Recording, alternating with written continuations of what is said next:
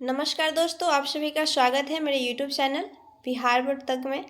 दोस्तों, हम लोग देख रहे हैं 12th क्लास का रेनबो पार्ट 2, जो हम लोग 1-2 चैप्टर कर चुके हैं और 3rd नंबर चैप्टर कर रहे हैं अ पिंच ऑफ सनफ, जो कि मनोहर मालगांवकर जी के द्वारा लिखा गया है। देखिए यहाँ पे राइटर नेम भी है और चैप्टर का नाम है अ पिंच ऑफ सनफ। चैप्टर 3 है और ये जो है ये बिहार बोर्ड के स्टूडेंट के लिए है और बहुत ही मज़ेदार होने वाला है आज का सेशन, क्योंकि आज के क्लास में जो है हम लोग बातचीत करेंगे समरी के बारे में। ठीक है, इस चैप्टर के समरी के बारे में हम लोग जानेंगे। ओके, चलिए आइए जानते हैं। और एक बात मैं आपसे बता दूं कि आपका जो क्लास है वो रोज़ सुबह 5 बजे आपका क्लास सुबह में चलेगा। आप लाइव क्लास में ज्वाइन होइए और अच्छे से पढ़ाई कीजिए और शेयर कर दीजिएगा। ठीक है, शेयर कर दीजिए फटाक से और अपने दोस्तों को बुला लीजिए, क्योंकि क्लास चालू है और ऐसा ना हो कि मिस हो जाए। चलिए हम लोग देखते हैं समरी। समरी जो है कि बहुत ही इम्पोर्टेंट होता है बोर्ड एग्ज़ाम के लिए। बोर्ड एग्ज़ाम के लिए समरी जो है बहुत ही इम्पोर्टेंट है। ये 5 मार्क्स का पूछा जाता है और ये आपको कुछ नहीं करना है, कहानी को सिर्फ अच्छे से लिख देना है। ठीक है, कहानी का शॉर्ट करके अच्छे से आपको लिखना है, आपको मार्क्स बहुत ही अच्छे तरीके से मिल जाएंगे। ओके, कोई परेशानी नहीं होनी चाहिए। एक बार आप शेयर कर दीजिए अपने फ्रेंड्स में और लाइक कर दीजिए। ठीक है, चलिए आइए हम लोग देखते हैं। This is a beautiful prose. ये जो अ पिंच ऑफ सनफ है, ये एक प्रोज है, तो इसके बारे में हम लोग लिखेंगे क्या। This is a beautiful prose named a pinch of snuff which has been written by Manohar Malgaonkar. Okay, इन्हें इस चैप्टर को लिखे हैं। ठीक है, तो इस सेंटेंस का हिंदी देख लेते हैं। मनोहर मालगांवकर के द्वारा लिखा गया अ पिंच ऑफ सनफ नामक एक सुंदर गद्य है। प्रोज का हिंदी क्या होता है फ्रेंड्स? गद्य। ठीक है, इतना तो बात समझ में आई। अब देखिए नेक्स्ट जो है, नेक्स्ट लाइन आप दीजिएगा। He was a great and famous writer. अब मनोहर मालगांवकर जी के बारे में थोड़ा सा चर्चा कर दीजिए और देखिए पॉइंट बाय पॉइंट आपको लिखना है ताकि वहाँ पे कोई दिक्कत ना हो। और लिखेंगे he was a great and famous writer of English literature, यानी वे अंग्रेजी साहित्य के एक महान प्रसिद्ध लेखक थे। कौन? मनोहर मालगांवकर जी। ठीक है, इन दिस प्रोज नानू काका is the main character of this story, यानी इस साहित्य में, इस गद्य में नानू काका इस कहानी का क्या है? मुख्य पात्र है। पूछेगा कि अ पिंच ऑफ सनफ का मुख्य पात्र कौन है? तो नानू काका। इसको आप इंग्लिश में ट्रांसलेट करके अच्छे से आप लिख सकते हैं। अगर माइंड में आपको हिंदी बैठ जाएगी ना, तो आप उसको इंग्लिश में कन्वर्ट करके अच्छे से लिख सकते हैं, कोई परेशानी नहीं होगी। और जो बहुत कमज़ोर स्टूडेंट है, इंग्लिश से दूर भागते हैं, वो उनको डरने की ज़रूरत नहीं है। यहाँ पे हिंदी अंग्रेजी का जो है ना, वो पूरा हिंदी एक्सप्लेनेशन करके बताया जाता है, कोई परेशानी नहीं होगी। ओके, नानू काका is a brother of authors mother, यानी नानू काका जो थे वो लेखक के माँ के क्या थे? भाई थे। नानू काका लेखक के माँ के क्या थे? भाई। अब आगे देखते हैं नेक्स्ट लाइन। एक सेकेंड, आइए।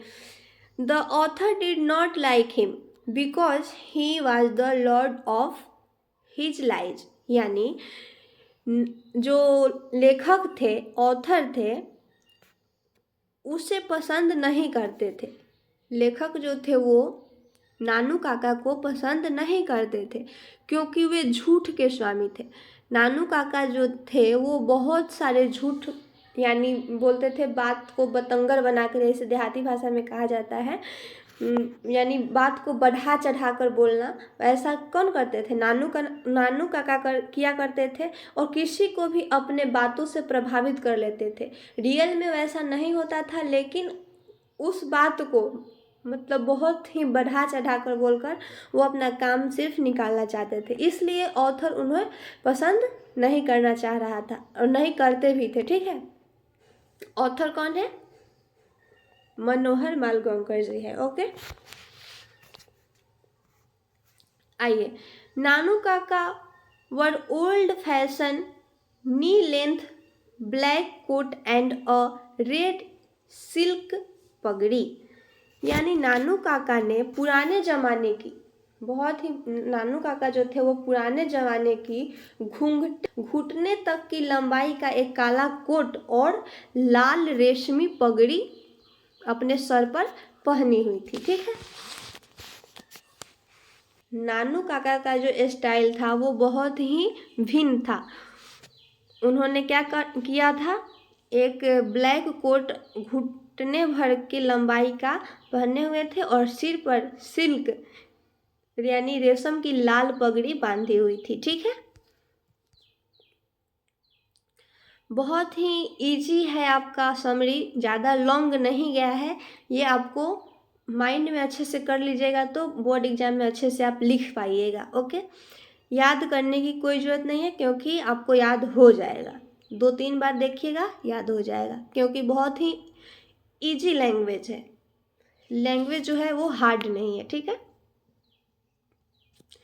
ही took a white angocha around his shoulder.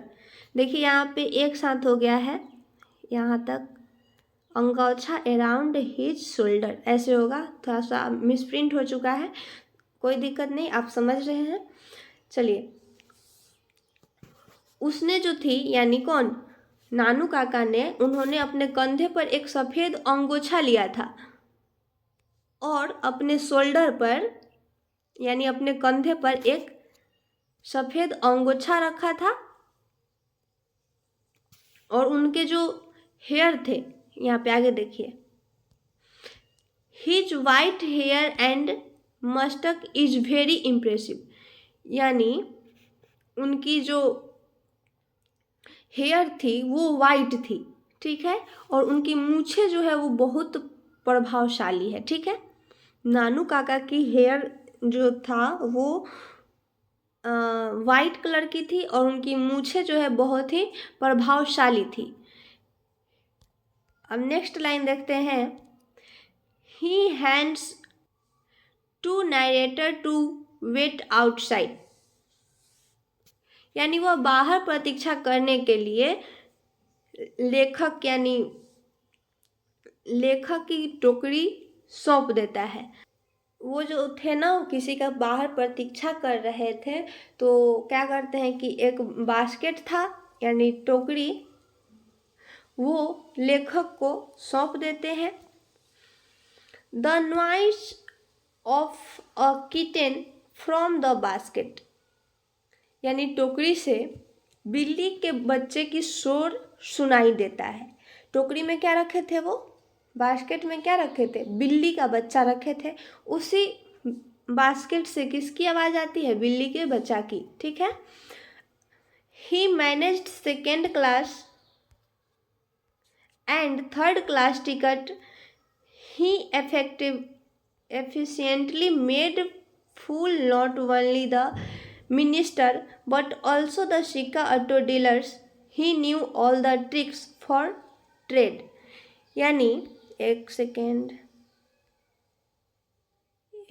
Friends, हाँ देखिए, लेखक जो थे वे दूसरे श्रेणी के टिकट लेने में कामयाब रहे और तीसरे श्रेणी के टिकट न केवल मंत्रियों को बल्कि ऑटो जो सिक्का ऑटो डॉलर था उन सभी को नानू काका ने बेवकूफ़ बना दिया। वो नानू काका जो थे वो सिर्फ सबको बेवकूफ़ ही बनाते थे, ठीक है। बेवकूफ़ बनाकर यानी अपने बातों में उलझाकर वो सबसे काम निकलवाना चाहते थे, यही उनका काम था, ठीक है।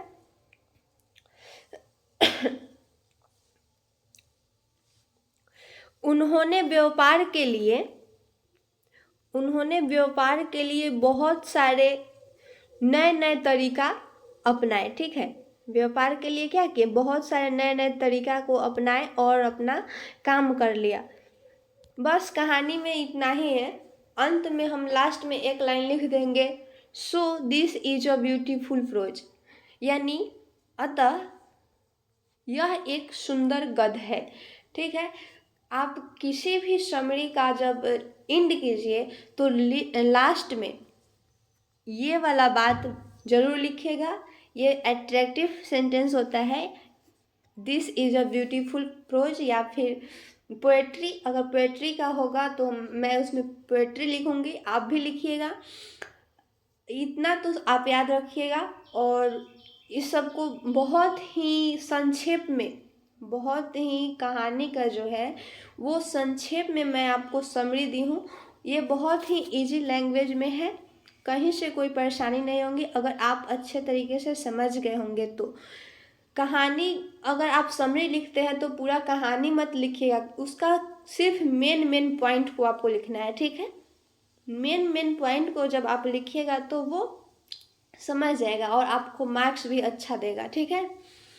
चलिए, ये तो समरी हुआ ख़त्म अ पिंच ऑफ सनफ का। अब हम लोग नेक्स्ट वीडियो में मिलेंगे कि किस चीज़ के बारे में, objective question. A pinch of snuff के ऑब्जेक्टिव क्वेश्चन को हम लोग देखेंगे कल की क्लास में। आप लोग भूलिएगा नहीं, लाइव आना है आप लोगों को। कब? मॉर्निंग में 5 बजे। मॉर्निंग में 5 बजे आप लोगों को आ जाना है और अपने फ्रेंड्स में शेयर कर देना है कि लाइव बैच चल रहा है, आप उसमें इन्वॉल्व हो और अच्छे से पढ़ाई कीजिए, ठीक है।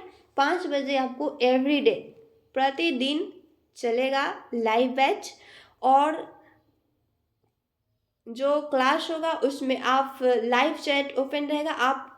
हम आपको पूरा बता चुके हैं क्वेश्चन आंसर और समरी, उसमें से आपको क्या करना होगा, क्वेश्चन जो होगा ऑब्जेक्टिव उसका बताना पड़ेगा आंसर, क्योंकि आप पढ़ चुके हैं, ठीक है। चलिए अब कल का देखते हैं कैसा होता है class. Thank you for watching this video, take care.